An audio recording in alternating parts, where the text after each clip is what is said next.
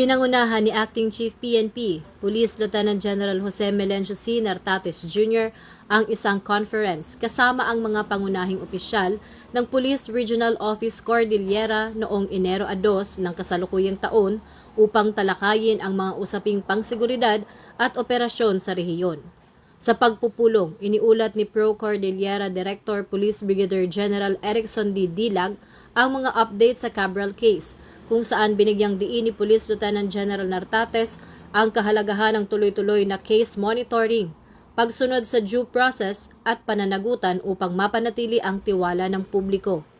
Tinalakay rin ang mga paghahanda sa seguridad para sa Panagbenga Festival, kabilang ang deployment readiness, crowd management at koordinasyon sa iba't ibang ahensya.